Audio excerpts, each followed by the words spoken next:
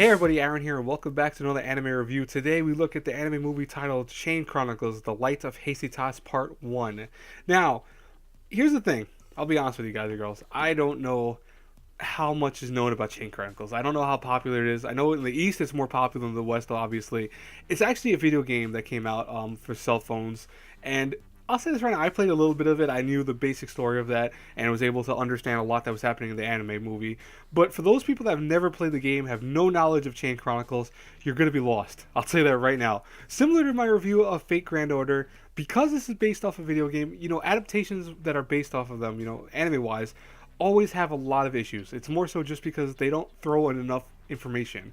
Typically, 9 times out of 10, they throw in these characters and they kind of anticipate or at least think that you know what the hell's going on. And Chain Chronicles does that in the same manner where they throw these characters at you, but I think even worse than Fate Grand Order. Like Fate Grand Order, I have issues with Fate Grand Order, and I'm not saying this is going to get a lower score. It's probably going to get around the same score, to be honest. But at least Fate Grand Order try to give you an intro to all these characters. Chain Chronicles goes, hey, here are the characters, here's the story, there it is. It's just thrown right at your face. You have no idea who these characters really are. You don't really know why you should care about them. You don't know why anything's going on in the universe that's going on, and I do have issues with that. So I'm going to say this right now. To make this really simple for you guys and girls, I'm going to say the good things about this show right away. Animation, very, very nice. I love the animation. I do not know off the top of my head who did the animation for the studio. Like, I don't know who the studio was for it. I think it was multiple people. I will say this right now: voice acting, animation, and music are all tied together to me. They're all perfectly fine. There's nothing wrong with them. I really like the fights during them. I really like just the way the characters look design wise, and I like that they're very similar to the games, which is really cool. Now, in terms of story, this is where the show takes the biggest hit, and I always say this: that you need some semblance of story for an anime to actually do well. If you have an anime that looks pretty or looks beautiful, yeah, that's awesome and all, but to me, that does not make for a good show. And this is an hour and a half movie, and it's not very good. I mean, like, luckily it's split into parts because I found myself more invested in watching this in parts than I was watching it as a whole thing. If I had watched this thing in a whole thing, I probably would have fell asleep, to be honest with you. The basic story, and I'll give you guys a kind of quick synopsis of what I got, is we have essentially a kingdom that's been overrun by darkness. Now, this kingdom that's being overrun is actually falling apart at the wayside because it's split into many parts already to begin with, and each kingdom is getting destroyed by the dark elements and dark creatures and dark people that are eventually fighting against it. And we have mercenary group that's led by this man named Yuri, who are going out to destroy the darkness and try to save a thing called the Chain Chronicle, which is a book that apparently can stop all the evil that's going on in the world, or at least minimize it. But unfortunately, at the very beginning of this, the Chain Chronicle gets half destroyed by one of the evil kings, and they're only left with part of it, and it's starting to fall apart because Chain Chronicles linked with the world around it, and thus because the world is falling apart, the Chain Chronicles also falling apart. If you're confused by that, guess what? Most people will be confused by it because, again, if you've never played the game, you won't understand why Yuri's a main character, why the Chain Chronicles is a thing, what's going on with the darkness element. You don't understand why one of the characters dies off in the first 10 minutes of the movie. You won't understand any of that.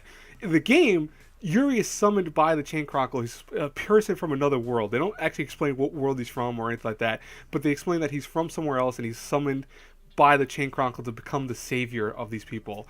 And thus, from there, becomes a leader of a mercenary team, which is your characters in the game that follow you. And thus, they're in the anime movie too, but you don't know about them here because it's not explained. And that's my biggest issue with this. You won't understand anything, and you can't watch an anime to me that, when you don't understand what's going on, you can't enjoy it, to be honest. Like, yeah, okay, it's got some nice animations. The fights were spectacular to watch. I loved all the fights. I think it was really cool. But I didn't care if anyone died. I didn't care if someone lived, or I didn't care if anyone had issues with their internal struggles. Like, even Yuri as the main character, I got what's going on with him because of the games, but I don't understand why they did it now. I don't understand the love relationship between one of the characters with him, and also I don't understand the third character that's been thrown into it, like the main other character, who's this ninja thief kid who's I'm like, what are you trying to go at, Chain Chronicles? Now, I'm not going to be reviewing the TV series most likely. I mean, I might. I don't know yet, but I really don't think I am. I'm probably just going to focus on the movie reviews because they're faster for me to review. I'll be honest with you guys and girls, I don't know what to say about this. Like, I don't want to recommend it to anyone. I don't think it's even worth recommending. If you play the game, maybe to a point you'll like it a little bit because you'll understand the characters a little more. But when movies do this, I almost feel like it's kind of a slap to the people's face because I understand that this is anime always is central to Japan. I get that. I always understand that. And thus, as a Japanese product, the game was very popular over there. So thus, it makes sense that they anticipate people watching it. But I feel at the same time, they have to understand that not everyone's going to have seen the game. Even in Japan, there's probably someone who hasn't played the game and that just watches anime. This is going into it where you have to like know what's going on in the game, and unfortunately, without any knowledge of that, it's going to be hard to invest yourself into the story. It's going to be hard to invest yourself to sit through even a part of the story. And maybe the episodes will do a better job of explaining it. I don't know, but I'll tell you right now, in the first hour and a half of this movie, I did not understand anything that was going on for the characters besides what I know from the game. So, anyways, if I had to review it based off all of that A through F, I have to give it a solid C minus. Like I said, I'm not gonna give it a D or anything like that because honestly, it still was very nice to look at. It had some great music. It had some nice animations, etc.